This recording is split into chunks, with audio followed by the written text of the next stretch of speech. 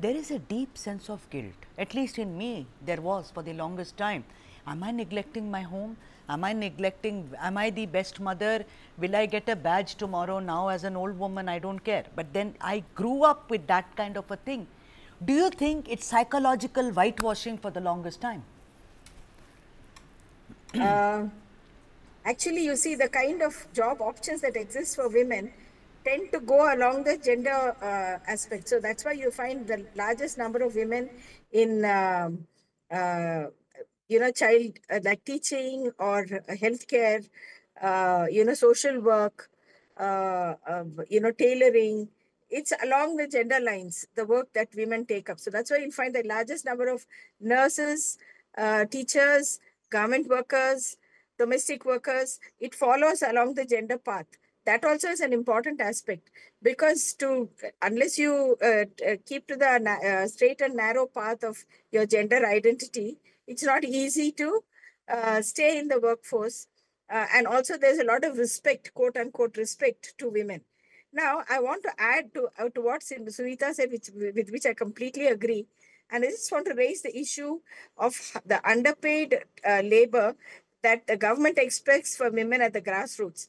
Anganwadi workers, and as all of us may know that in Kerala, there are 60 days Asha workers have been agitating for better wages.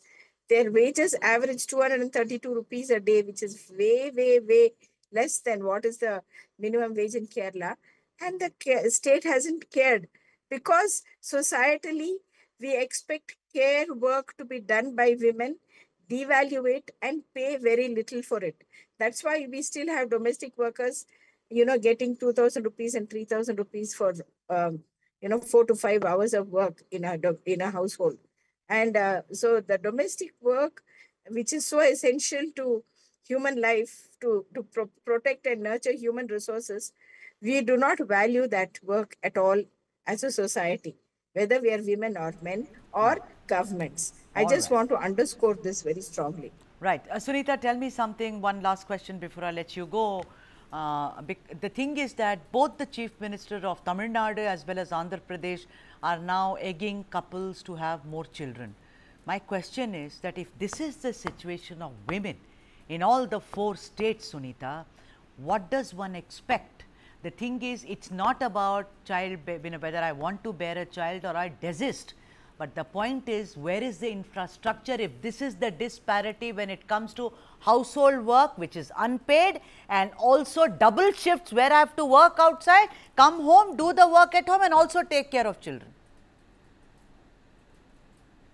This is a kind of fantasy that these chief ministers have, and it is also a reflection of the way women are taken as tools for state policy and state development policy. At one point, the state government said that don't have children, and they actually did forcible family planning operations, and then which created huge health complications for women.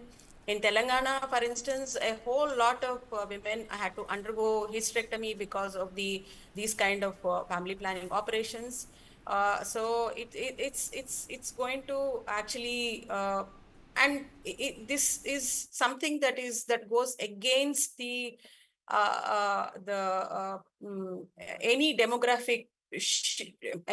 any demographic shifts that have occurred in the world. It's not going to happen. And childcare, as long as governments do not take childcare seriously, it is not likely that this generation or future generations will have more children. I also wanted to flag one more issue.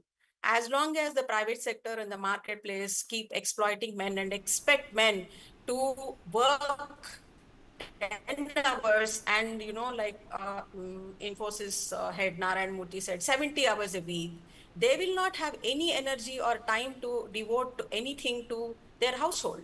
Yeah. So both these underpaying women and over exploitation of men is not going to Good point.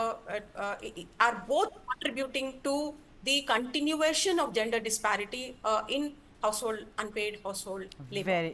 Very well said, a very good point. And I don't think that amongst all this, women can be domestic goddess. I don't want to be, but then There are lots of women on whom there is pressure that you got to be a domestic goddess. I think all of us are doing very well, but this disparity is socio-cultural and also result of a marketplace, and that needs to change, and I am sure 50 years from now, perhaps, fingers crossed,